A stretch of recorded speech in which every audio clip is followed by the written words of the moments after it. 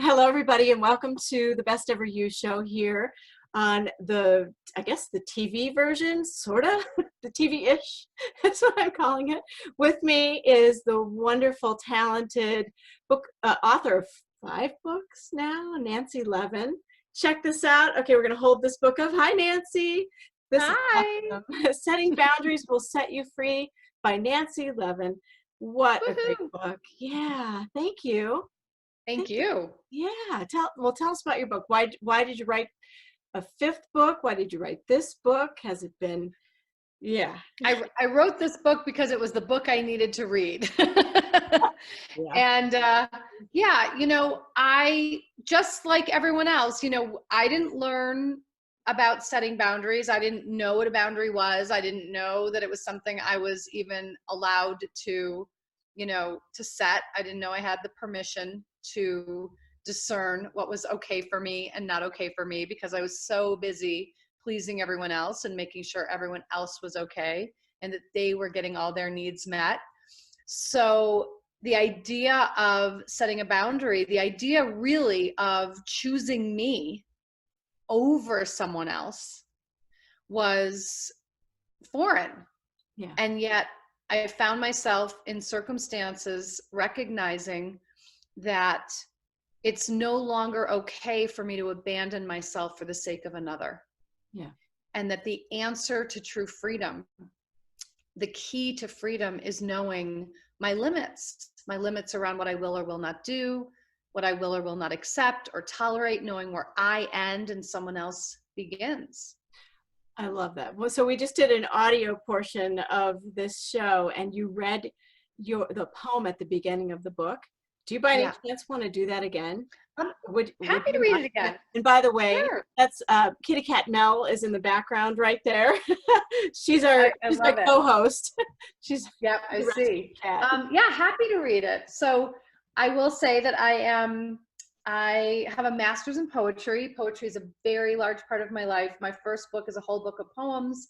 And then in each of my subsequent books, I have put a couple of poems in them. So the poem that opens this book is called The Anatomy of a Boundary.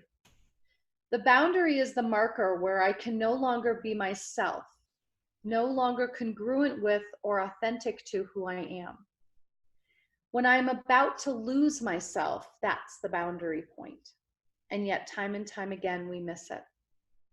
The disconnection from self that amplifies the way my attention pulls toward you, as if my nervous system is being dragged by a magnet. I have been lost and we are bound. I need to find the rhythm of who I am without you, while with you still. The vital recalibration back to me, knowing where I end and you begin. My body and mind rest, restore, and regulate best when I am alone and not satisfying anyone else's needs. Slowing down now, I allow myself the rest I have been depriving myself of by overgiving and being on high alert. Time to liberate me instead of rescuing everyone else. Only I can restore my resources. No longer willing to do whatever it takes when whatever it takes comes at such a high cost to me. No longer allowing an old commitment to people pleasing, external validation, and approval to override my commitment to my own truth and authenticity. The patterns we're running won't dissolve by someone else making a change. My boundary is mine to honor. We think our withholds will keep us safe, but revealing is what allows connection and healing. I love that. Thank you. You almost have it memorized. Do you know that? Or do you have Not quite. You almost do. I can see that. You're picking up from it. That's tricky to do, isn't it?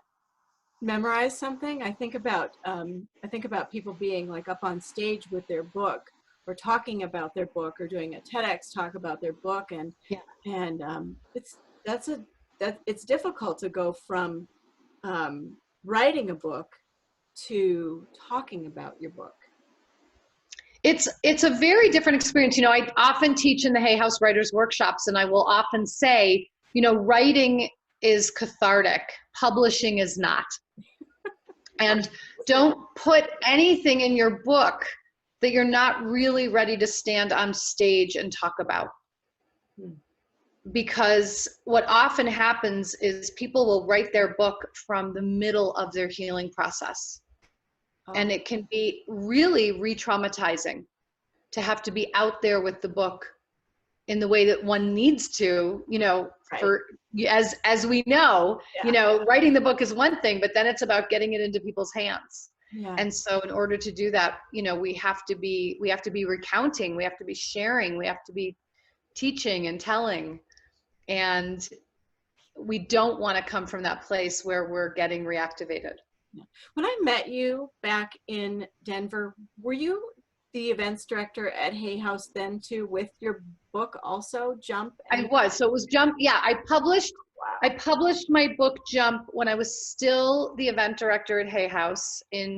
I published that. I self-published the book actually in February of 2014. And then the book had done well. And so Hay House picked it up later that spring. Yeah, you know, I joked when I first signed with Hay House, I sent someone an email and I'm like, so the private jet's coming, right? And I was totally kidding. It is totally kidding, because I don't think people understand how truly difficult it can be to be an author with a book. And like you said, kind of the writing part's fun, you know, it's, you know, all that's, it's fun to write, I think, anyway. People might disagree with that, I guess. Well, but it's just such a different experience because a lot of people are writers and they're more introverted, you know, they're more, you know, not necessarily wanting to go get on stage or shout from the rooftop. But the truth is you have to be able to do that in order for the book to actually have the impact that you want it to have. Yeah, and my point in bringing this up is because we do have a lot of authors, wannabe authors, or even authors, wonder, you know, with us. Yeah. I'm sure watching this, because every time we've done one of these videos lately, people are like, ask the author this about writing a book. And I completely agree with you. And so when you write a book, it kind of, in this day and age, it kind of goes out in various platforms, right? Whether it's YouTube or podcast or stage or Kindle or this or that. And it must be really fun for you to be able to train people on your material from all those different avenues. That must be, because we all learn differently too. Exactly. It's true. Yeah. And even just, you know, I think the most important thing is really noticing the way that we consume. Yeah. You know, so I have many books in two formats. I love audiobooks. Yeah. So I love to, and especially if it's read by the author. In fact, really only if it's the author. But I also still love, you know, to hold a book in my hands. And it's funny, then it's also like, you know, and if I'm traveling, I so much prefer having the book on my phone, you know, on the Kindle or iBook or whatever, so that so that it's portable in that way, because I am a big underliner. So you can't underline on audio.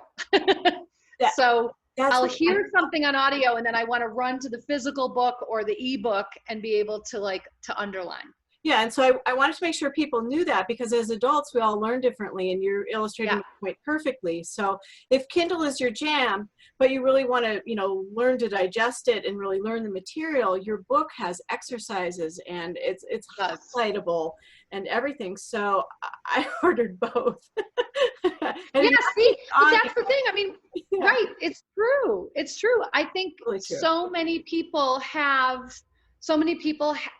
the book in more than one format. And you know, as I said before, what's so great is right now the Kindle's only $1.99. Like, I went and bought it. I'm like, oh my gosh, that's a great It's so price. easy to say yes to $2, right?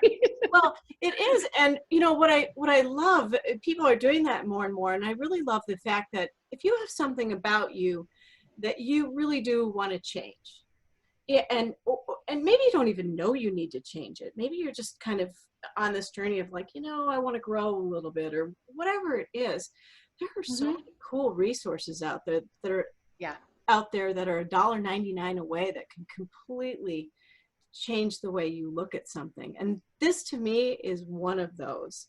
It's consumable, I don't even know if implementable is a word. Yeah, but you know, it's a word. I'm gonna go look. Well, But that was what it was really important to me with this book, because boundaries is so the concept of boundaries is so confronting for so many, and it's really, there's a lot of misconception, there's a lot of myth about boundary setting, that I really wanted this book to be essentially, like all my books have been, like a step-by-step, guide to, like, okay, let's first explore what boundaries are. Let's take your boundary inventory. Let's actually see what are some beginner boundaries you could set. What are your bottom line boundaries? right. What are your non-negotiables? Like, let's start from a place and then build, so that ultimately the goal is that we're no longer having to set boundaries like this because we're living in such alignment that it just becomes a way of life. Well, that too, and I don't know about you, but I do not pretend even remotely to be perfect. In fact, sometimes when I'm trying to be my best on a day, I'm feeling my absolute worst. And that's the person who's like, yeah, be your best, kind of thing. And there's days where you're just like, oh my God, And yeah, and so I love that about you too. You do not sit here and pretend to just cram information down people and say this is the way it has to be or whatever. You're like, here it is, and here are some help. I love the way you teach, I guess is what I'm getting. I love Thank you. Yeah, and really, it's yeah. Yeah, and it's and it's really like, here's my own personal experience. Here's my experience from thousands of people I've coached, Yeah. and perhaps it will support you too. Yeah. Even And yeah, it might be a yeah, stepping stone to your next book, or I notice a lot of people sometimes, like Best Ever You seems to be the stepping stone for people who like want to accomplish a dream they've had. Like it's just so much fun to see people take a little bit of your information and change. yeah, Actually, and it's so true. it's Yeah. kind of the most wonderful part of this whole thing. So I really think the book is fascinating like that. And I want to make sure people who are watching this take away some tips that are like useful as far as something like that's a favorite part of your book, other than you reading your poem, which is amazing. Maybe talk about like actual, like, what is a boundary, the different types of them, or just like a little pearl of Yeah, wisdom. yeah, just so that everyone can really leave with something that's actionable. Yeah. I would Word. Thank say, you for that. yeah, you're welcome. I would say the first piece is actually starting to look at how to say no, because this is really what I hear from so many people, that they're like no averse.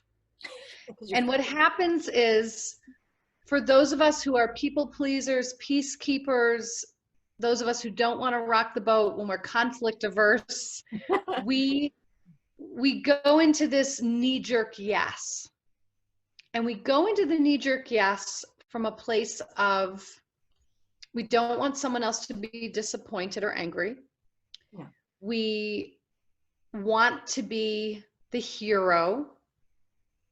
We want to be perceived as the one and the only one who can do whatever it is. But we're not really considering desire. And to me, a yes is linked to desire. So if it's not something I desire to do, it's a no. Interesting. And then what does it wiggle around? Like, do you have to go, maybe I do, maybe I don't? So this is the piece of the wiggle around, is what I tell my clients. If a request comes in, and we all know that knee-jerk impulse to say yes. Sure, yeah. Right? Yeah. And then we also know what it's like to think 1 second later, how the hell am I going to get out of this? Yeah. Or see it sitting in our calendar and dread it for a week. Right. Like, we all have had this experience. So why not just nip this in the bud? So if you can say no right away, say no. And we can talk about saying no a little bit more in a moment. Say no. If you're not ready to say no, simply say, I will let you know tomorrow. Mm. Because someone else's urgency is not yours. Good point. And you want to build in a little bit of time and space to get some perspective. So the goal here is to consider yourself first, not the other person. So the other person has a need. And because we often have such a need to be needed, and we're getting our validation and worth and value by being needed, we go right into that yes. It's like a drug. So I'm simply inviting you to take stock of what feels true for you. Is this, do I have a desire to do this that's authentic? Or am I doing this out of obligation, out of responsibility, out of not wanting someone else to be disappointed or angry? Or do I want to swoop in and be the hero? Like, what's the motivation here? That's what we want to start looking at. What's motivating me to say yes? If it's anything but desire, it's a no. And we build in some time to get clear about our yes and our no. So then when we say no, we really want to start saying no from the empowered place of grace and gratitude, not from the place of apology and excuse. Which is tricky. So a no does not need to come with an I'm sorry. A no does not need to come with a reason why. A no can come with, I really appreciate the invitation. I'm not going to be able to make it. Period. Yeah, that's graceful and gratitude. And that's it. Yeah. And not, my dog ate my homework, not, I have to drive. Paragraph that follows. Right. Not all of that. Because really, no one cares about all that. We think they do, but they don't. Yeah, a lot of times people No just one really yes cares. or no without the whole. Right. So it's really about learning how to say no without apology and without excuse, very simply, very succinctly, and saying no when it is most in alignment with your truth. Do you think this applies to businesses also? Of course. Yeah, I was wondering if maybe you would go there for a little bit to the business owners or businesses in general. Yeah, I mean, especially for entrepreneurs. I work with a lot of entrepreneurs because, and it's in corporate as well. I mean, it's everywhere. But, most entrepreneurs are fairly boundaryless. Because because there's this idea that I have to be working all the time. I have to be available all the time. I have to be accessible all the time. And setting personal boundaries around time and space is critical. And then letting your clients know about your boundaries is equally as critical. I love that. And then again, really recognizing that no one is crossing your boundaries. If your boundaries are being crossed, it's you. So I can't tell how many times clients have said to me, I tried to set a boundary, but he or she keeps crossing it. Well, it's really about what's our behavior? Because let's say we even get to the place where we're going to let our clients know, for example, I only I work Monday, Tuesday, Wednesday, Thursday from 9 to 4, just making this up. Yeah. I'm not going to be responding. On Friday. I'm not going to be responding on the weekend. I'm not going to be responding on Fridays. And then something comes in Friday and you respond. Yeah. Right? You've now taught your client that you don't value your time. I did this yesterday. Perfect. I did it yesterday. Broke my own boundary. Right. I'm like, oh, why did I just? Right. And then what happens is the resentment builds. I feel guilty. Like I have to do this. I'm like, oh no. So right. So the workaround for that is to be really explicit about your boundaries. Yeah.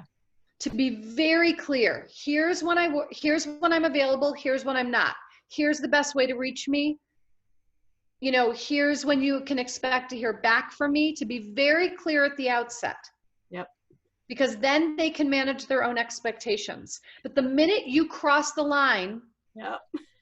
you have let them know, oh, it's fair game to call her at midnight. Yeah. You know, and what will eventually happen is the resentment will begin to rise. Yeah. And resentment is a telltale sign that boundaries need to be put into place. That's perfect. Yeah. Yeah. You know, it was interesting. In my head, I was thinking, nope, nope, nope, nope, nope. And I have to go back and look at it. I'm like, oh, I just said yes to that. And in my head, heart, every part of me was like, no, I'm not going to do that. I don't do Facebook reviews for this or that. And I think my actual email is so over the people pleasing point back. I'm like, oh, so right. And it can simply be like, there. I can't be like, oh yeah, you know, I meant no, but I said yeah. You know, it's a but you can say, like, upon further review or upon further consideration. Yeah. You know, you can, upon further consideration, and you can be really transparent. I want to let you know that this is not something I do. This is not something I do. And you know, in a moment of not thinking clearly, I said yes, but this is actually not something that I do. I think we do that a lot.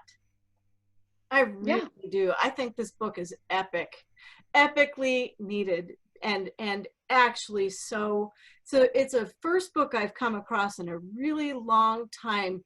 I know I love all your other ones too, but this one, I really mean it. Like, yeah, no, I mean, thank you, and I feel it too. Yeah, I think this one is it's the first book I've come across in a really long time where you're reading it and you're like, oh, this is actually something I can actually. It's not obscure. It's right.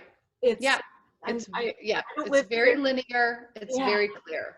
Very clear, and it's perfect for a brain that needs and craves that, just sort of, and it's not with, it's totally at the same point filled with heart, which I loved too. It's not just point blank, do this, do this, do this. There's a complete Nancy's heart so evident there. And that's really what I love about you. So I don't know what time it is. That's the one thing we probably have to go, don't we? Because don't you have another appointment pretty soon? So, I do. Yeah, I want to make sure I'm respectful of my time. I don't have a countdown on this format. I have to be aware. But let's go through your websites and your coaching and all that so people can reach. Sure. So you can find me at nancylevin.com. All the links to my social media are there, and about my coach training and certification program information is there. I've got a new coaching program that will be coming up soon. You can find all the info there. And and the books are available on the website or through Amazon and everywhere you can get books. Beautiful. All right. Well, thank you for being my guest. Thank you. For watching Best Ever You. Can you all believe it? We're growing. Thank you for helping us grow and change and my pleasure. Be there with your beautiful books and your information for our audience, because you make a big difference to everybody in our Best Ever You community. So thank you. Thank you. Thank you. Thank you. Please, I can't wait for books 6, 7, 8, 9. Go, Nancy, go. I'm staying in the present moment. Yeah, I hear you. All right. Lots of love. Thank you very much. Take care. Thank you. Thank you for listening to Best Ever You.